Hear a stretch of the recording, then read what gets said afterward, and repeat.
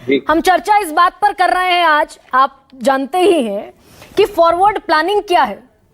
और मैं चाहती हूं, क्योंकि आप बहुत सारे इस तरह के स्टार्टअप से जुड़े हैं जो एजुकेशन से संबंधित हैं, एडवाइस क्या है घनश्याम तिवारी, क्या होना चाहिए इस देश में? नमस्कार गरिमा जी, आपको, दर्शकों और को पैनलिस्ट को 3 बातें मैं कहना चाहूंगा। पहले तो भारतीय जनता पार्टी एक सरकार के रूप में और शिक्षा मंत्री के रूप में बिल्कुल ही विफल है बच्चों के मनोबल, टूटे हुए मनोबल को जोड़ने के लिए। इस सरकार ने एक पार्टी के रूप में भारतीय जनता पार्टी ने क्या कदम उठाया, उन्होंने धर्मेंद्र प्रधान जी को हरियाणा के चुनाव का प्रभारी बना दिया है। जब कोहराम मचा हुआ है, पार्टी क्या करती है, उनको प्रभारी बना देती है। तो भारतीय जनता पार्टी अक्षम पार्टी है शिक्षा को लेकर के। दूसरी बात, सरकार को क्या करना चाहिए, सरकार के अंदर ये साहस नहीं है और अपने ऊपर आत्मविश्वास नहीं है कि अगर एग्जाम दोबारा होता है नीट का तो वो लीक नहीं होगा, क्योंकि ये तंत्र, धांधली का तंत्र इतना बड़ा हो गया है और इतने ऊपर तक जुड़ा हुआ है कि सरकार को लगता है अगर दोबारा हुआ एग्जाम वो भी लीक हो गया घनश्याम, तो सरकार कहां घनश्याम जी, अगर आपकी सरकार में यूपीपीएससी का पेपर लीक हुआ हो तो तब भी यानी कि भ्रष्टाचारी सिस्टम था, तब भी सिस्टम में भ्रष्टाचार, करप्शन था, मानते हैं आप? 2015 में जो चल हो जा शुरू। केसरिया से मन जोगी हुआ रे, दिल झूमे देखो पतवारा हुआ रे, दिल झूमे देखो पतवारा हुआ रे। हर पल मनाओ केसरी त्योहार। विमल, बोलो जुबान केसरी। यूपीपीएससी का आपकी सरकार में पेपर लीक हुआ, उत्तर प्रदेश में सबसे बड़ी राज्य की परीक्षा, क्योंकि टॉपिक ट्रांसफर तो आप बताएंगे बीजेपी को, बीजेपी बताएगी आपको। मैं आपसे सवाल पूछूंगी, काउंटर क्वेश्चन। कोई भी पेपर लीक सरकार की जिम्मेदारी होती है, नैतिक और संवैधानिक। हमारी सरकार थी, हमारी जिम्मेदारी थी, जनता ने उस समय हमें बाहर किया। इस सरकार को जनता बाहर करना चाहती है, युवा बाहर करना चाहते हैं। अब आप कंस्ट्रक्टिव बात पे आते हैं, सरकार को करना क्या चाहिए। सरकार हमसे पूछते नहीं है, किसी से नहीं पूछती, ना सरकार के पास अपने आइडियाज हैं, न किसी और से आइडिया मानती है, केवल लोगों को बेवकूफ बनाती है। सरकार को करना क्या चाहिए? नीट के एग्जाम में पहली बार 650 से ऊपर लगभग 80,000 बच्चों के नंबर आए हैं, जो कि असंभव है। जो 20-25 हजार बच्चों के नंबर आते थे, इस बार 650 से ऊपर 80,000 से ज्यादा बच्चों के नंबर आए हैं।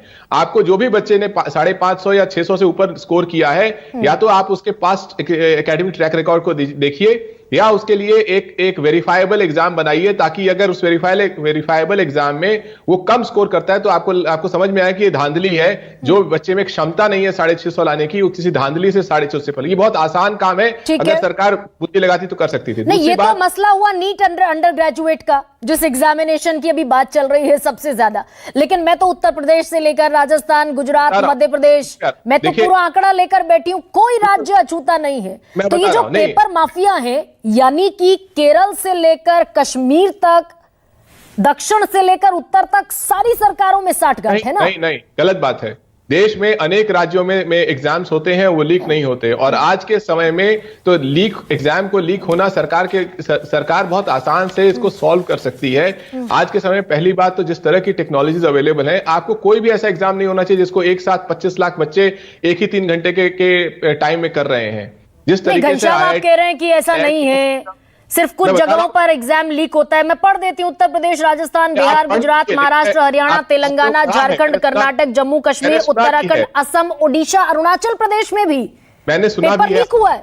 लीक हुआ है, लेकिन वो नियम नहीं है, वो रूल नहीं है। मैं कह रहा हूं कि इस देश में अनेक सरकारें, अनेक संस्थाएं बिना पेपर लीक किए भी एग्जाम करती हैं। और अगर सरकार सकारात्मक रुख अपनाए, टेक्नोलॉजी की ठीक से इस्तेमाल करे, तो इस देश में पेपर लीक ही नहीं होगा। एक आखिरी बात बोलूंगा, नीट के एग्जाम में जो 24 लाख बच्चे हैं, उसमें से 12.5 लाख से ज्यादा बेटियां हैं, लड़कियां हैं। यूजीसी नेट में जो अभ्यर्थी हैं, उसमें बहुत सारी लड़कियां हैं। बड़ी ही मुश्किल से देश के अलग अलग छोटे शहरों से, गांवों से बच्चे किसी दूसरे शहर में पहुंचते हैं, एग्जाम लिखते हैं, और उसमें उनके 1000, 2000, 3000 रुपए खर्च भी होते हैं अपनी जेब से, साथ में पेरेंट्स भी जाते हैं। अगर आप इस तरीके से बिना जिम्मेदारी के, बिना साहस के एग्जाम पेपर लीक होते रहेंगे और आप वो सब छोड़ करके हरियाणा के चुनाव के प्रभारी बन जाएंगे, आप जिम्मेदारी नहीं लेंगे, तो सबका मनोबल टूटता है। नहीं घनश्याम, अच्छा एक बात बताइए, आपने बड़ा कानून बनाने की, कड़ा कानून बनाने की बात कही थी।